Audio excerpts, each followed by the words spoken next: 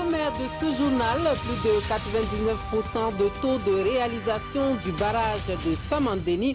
Un constat qui satisfait les députés qui ont visité l'infrastructure hydraulique.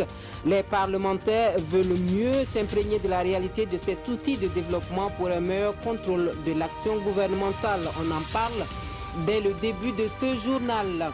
Et puis l'Europe donc à la recherche des dirigeants pour ces postes clés. Les 28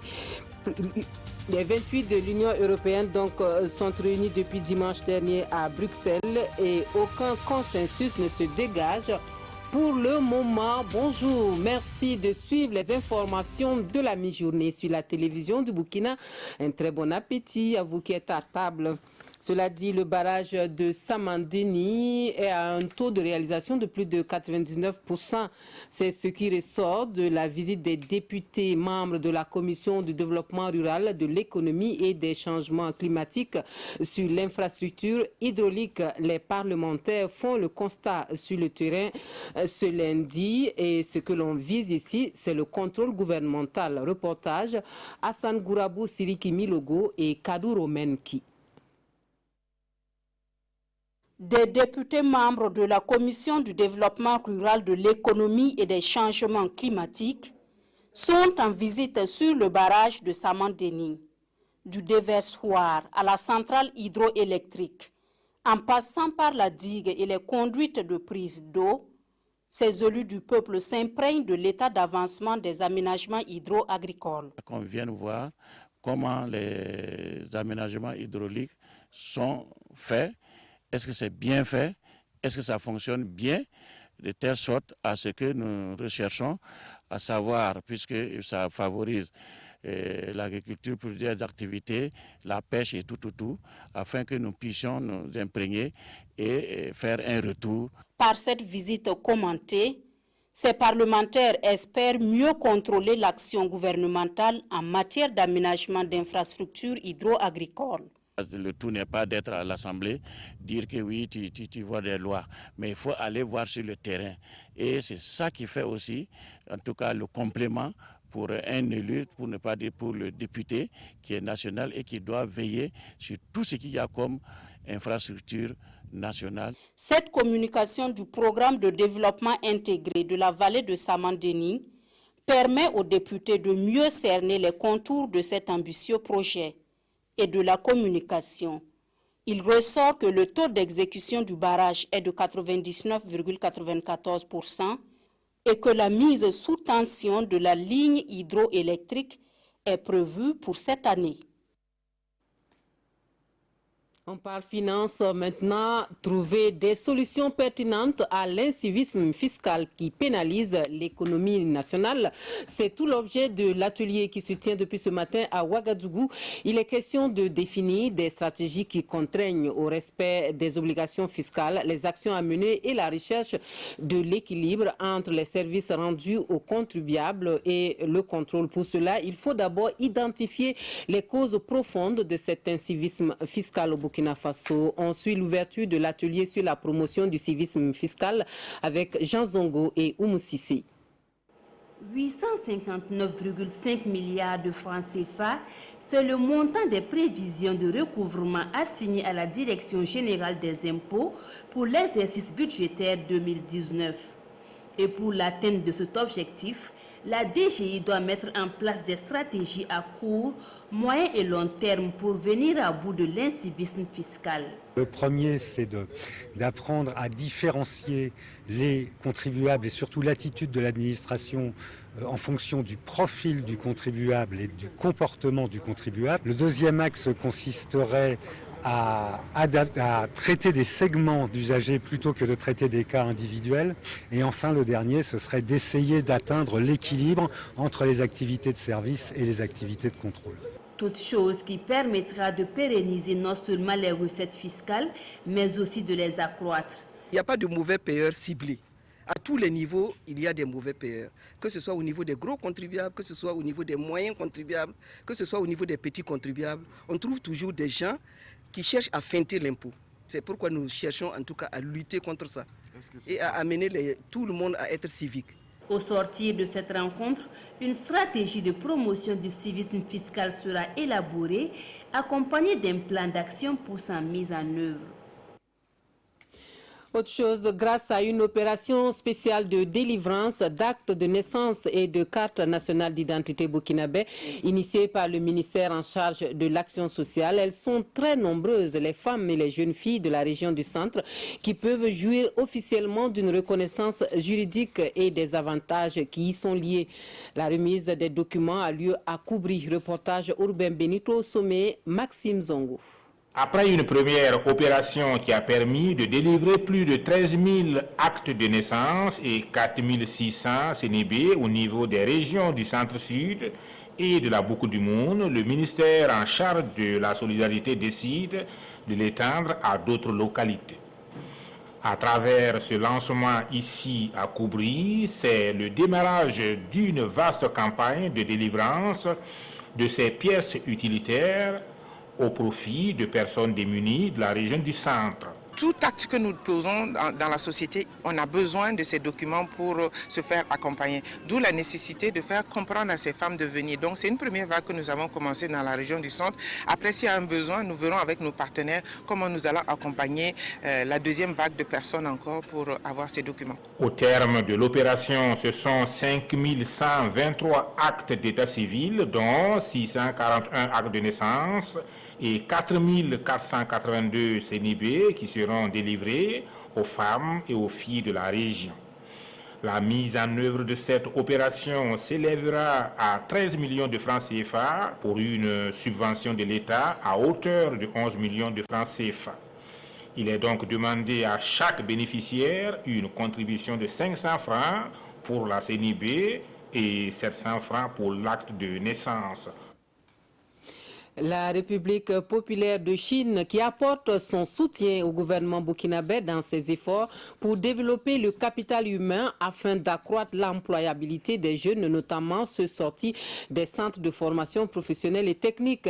Elle vient de remettre un lot de matériel et d'équipements destinés à l'apprentissage des métiers de l'électronique, de la mécanique de précision, de la mécanique automobile et de l'électricité bâtiment dans les centres de formation, des équipements qui devraient permettre aux apprenants de se perfectionner davantage.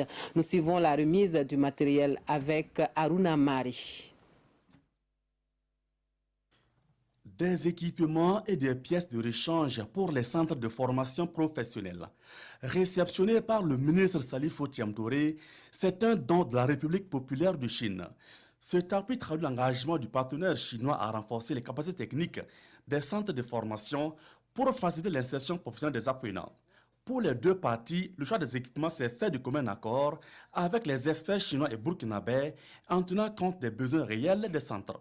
Ce sont des matériels qui correspondent vraiment aux besoins du marché et aux besoins peut-être d'augmenter leurs conditions de travail. Toujours dans l'électroménager, électronique de précision et de électricité de bâtiment. Et on va élargir aussi les matériels, peut-être dans la deuxième phase de notre formation professionnelle qui va déclencher dans les prochains jours. La formation professionnelle est l'un des outils qui pourrait donc nous amener à sortir donc les jeunes de la préoccupation majeure dans laquelle ils sont, c'est-à-dire à savoir donc le problème donc, de l'emploi. Selon le ministre Salif Otiam Touré, ce don traduit une fois de plus la vitalité de la coopération sino-burkinabé à travers le programme d'assistance technique chinoise au centre de formation. Les équipements sont destinés à 3 centres de formation professionnelle. La valeur totale du don est évaluée à 281 millions de francs CFA. Des journalistes des médias publics et privés à l'école du data journalisme pour une exploitation judicieuse des données chiffrées et ou en graphique dans la production journalistique.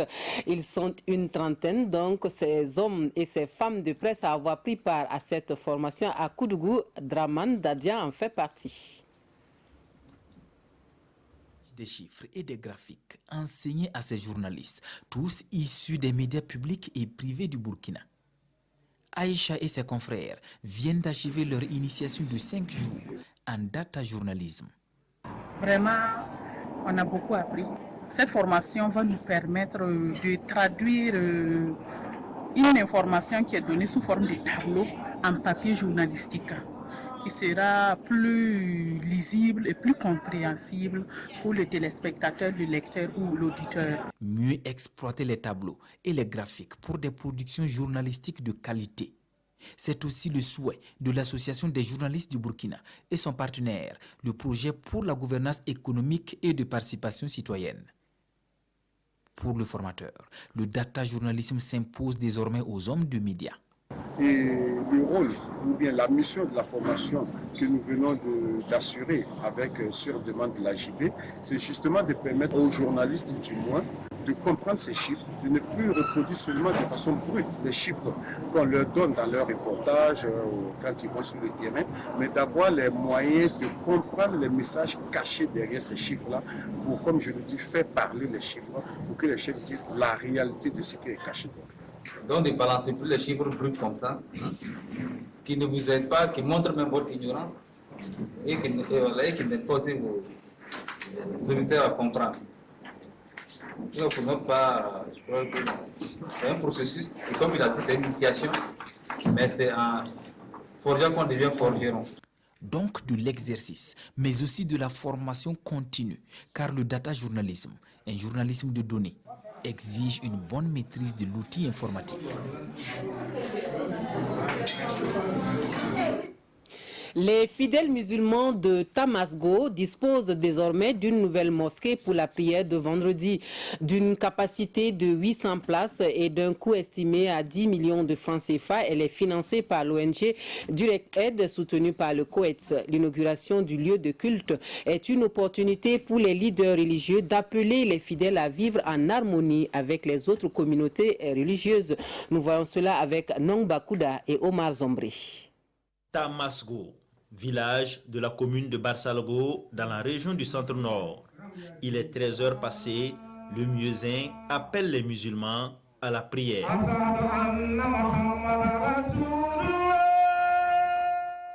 Nous sommes le vendredi 28 juin 2019 et ce jour consacre l'inauguration de la mosquée du village. Dans la Outba, ou prêche du vendredi, l'imam appelle les fidèles à cultiver la paix et la tolérance entre les musulmans et les autres communautés religieuses. Dans le sermon, nous avons rappelé l'importance de la mosquée, de la prière. Nous avons appelé à l'unité et à la cohésion sociale entre les musulmans et les autres confessions religieuses. Cette cohésion est indispensable pour la paix dans notre pays. Cette mosquée est l'émanation de la volonté des fils de la localité, appuyée par la commune de Barsalgo et l'ONG Direct Aid, une ONG financée par le Koweït. À Tamasgo, il faut dire que les habitants de Tamasgo, beaucoup se sont reconvertis dans l'islam. Compte tenu de leur nombre, ils ont sollicité et obtenu la construction de cette mosquée-là dans leur village. Alhamdulillah, comme la mosquée, on a pu le construire, on est obligé maintenant de venir voir et donner un peu de nos conseils que nous aussi nous avons pour que les musulmans soient de même langage, même engagement, et savoir vivre avec les autres communautés, avec les autres religions. Le coût de réalisation de cette mosquée est estimé à 10 millions de francs CFA et à une capacité de 800 places selon les donateurs. Des donateurs qui ont salué l'apport des populations locales à la construction de cet édifice de prière. Elles ont contribué en apportant des agrégats pour certains et la main-d'œuvre pour d'autres. À l'international, l'Union européenne à la recherche de dirigeants pour ses postes clés. Un nouveau round s'annonce donc pour les 28 réunis depuis dimanche à Bruxelles. Il n'y a toujours pas de fumée blanche pour celui qui prendra la tête de la commission de l'UE. La nuit a été aussi courte que la journée risque d'être longue pour les chefs d'État et de gouvernement européens réunis à Bruxelles. Depuis dimanche matin, midi et soir, le menu est toujours le même, désigner les titulaires des 5 postes clés de l'UE pour les 5 prochaines années. Pour prendre la tête de la Commission européenne, par exemple, Frans Timmermans apparaît le mieux placé, sauf pour l'Italie qui refuse de remettre le couvert avec un Spitzenkandidat. Placer Timmermans à la présidence de la Commission, c'est renouer avec le système du Spitzenkandidat, une méthode que nous avons abandonnée car elle ne fonctionnait pas. Et on nous propose de recommencer en plus d'accepter des nominations qui n'ont même pas été décidées ici. L'Italie ne peut pas accepter ça.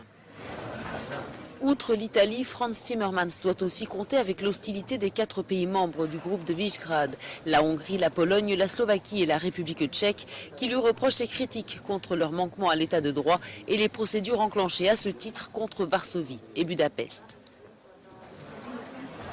Présidence de la Commission européenne, mais aussi du Conseil européen, de la Banque centrale européenne ou de la diplomatie sont autant de postes à pourvoir. Les 28 de l'UE doivent tomber d'accord sur leur nouvelle équipe dirigeante, s'accorder sur des noms qui doivent respecter des équilibres géographiques, politiques et de parité. Et ils doivent y arriver avant l'élection du nouveau président du Parlement. Elle aura lieu mercredi à Strasbourg.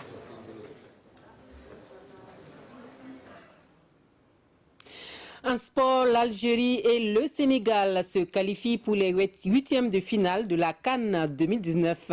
Les Lions de la Teranga se sont défaits des Harambee Stars du Kenya hier sur un score de 3-0, tandis que les Fennecs se sont départis des Taifa Stars de la Tanzanie sur le même score. L'Algérie finit donc première du groupe C et le Sénégal deuxième. Le résumé des deux rencontres avec Mariam Ouattara. Le Sénégal s'amuse face au Kenya et arrache son passe pour les huitièmes de finale. Malmené par les Harambee Stars de Tanzanie pendant les 15 premières minutes de jeu, Pape Abou Cissé finit par bénéficier d'un penalty. Sadio Mané, trop décontracté, permet à Matazi de s'illustrer à la 28e minute. La première période va d'ailleurs s'achever sur le nul blanc. En seconde période, les Lions de la Teranga se reprennent. Ismaïla Sarr va permettre aux siens de reprendre confiance en ouvrant le score à la 63e minute grâce à un centre de Lamine Gassama. Histoire de laver l'affront de la première période, Sadio Mané sur un long ballon venu de derrière va tromper Matazi pour le 2-0. Puis, il décide de tirer un second penalty obtenu par les Lions après une vilaine faute d'Otieno sur Ismaïla Sarr. 3-0 pour les poulains d'Alioune Cissé qui finissent deuxième du groupe C derrière une Algérie auteure de 3 clean sheets dans ces phases de groupe. Une phase de groupe que les Fennecs ont d'ailleurs terminé de la plus belle des manières en tombant les Taifa Stars sur un score sans appel de 3-0. Et la première période a suffi aux Algériens pour conforter les premières places au classement du groupe C. 34e minute, Islam Slimani sur un caviar d'Adam Ounas plante le décor. 1-0 pour les Verts. Puis, le buteur va se muer en passeur pour Adam Ounas à la 40e minute. Et pour embellir encore plus son excellente prestation, Adam Ounas va se jouer du portier tanzanien en s'offrant un doublé dans les arrêts de jeu de la première période. 3-0 pour les Fennecs d'Algérie qui trônent en tête du groupe C avec 9 points, suivi du Sénégal 6 points. Le Kenya avec ses 3 points moins 4 devra attendre les derniers matchs de la 3e journée pour savoir s'il figure parmi les meilleurs 3e, synonyme d'impasse pour les 8e de finale. La Tanzanie, qui n'a engrangé aucun point dans cette CAN, finit dernière du groupe et peut d'ores et déjà remballer. Dernier point de ce journal, la lecture croisée des quotidiens burkinabés qui commentent les résultats de l'élection présidentielle en Mauritanie et qui attire l'attention de l'opinion publique sur la cohésion sociale mise à mal au Burkina Faso. La revue de presse avec Aimé Solange Digma. Du plomb dans l'aile de la cohésion sociale alerte le quotidien à propos des conflits fonciers, communautaires et ceux liés à la chefferie au Burkina. Des conflits qui ont pris corps dans tout le pays et de la manière la plus sanglante. Et la liste de ces conflits, d'après ce journal, s'allonge ces dernières années à un rythme vraiment inquiétant. Comment des populations qui vivent ensemble depuis des décennies peuvent sombrer du jour au lendemain dans de tels comportements à la limite de la bestialité, se demande bien ce canard. La raison est toute simple, tant que l'impunité continuera à régner, en maître absolu dans le pays, les conflits naîtront, martèle donc le quotidien. Même son de cloche au Mali, les violences intercommunautaires, ça continue, indique l'observateur Palga. Dans la soirée du dimanche 30 juin, des hommes armés ont attaqué les localités de Bidi, de Sankoro et de Sanra. Bilan 23 civils tués dans ce patelin où peu les Dogons vivaient en bonne intelligence et menaient des activités ensemble, mais qui exacerbent donc les reflux identitaires au centre du Mali, s'interroge aujourd'hui au Faso.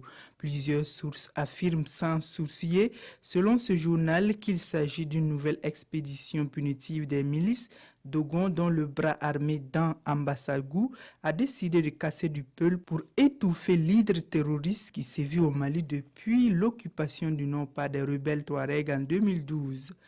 Les résultats définitifs de l'élection présidentielle du 22 juin dernier en Mauritanie valident le candidat du parti au pouvoir, le général Mohamed Ould Ghazouani, avec 52% des voix dès le premier tour. Note citoyen. Ce scrutin marque la première transition entre deux présidents élus.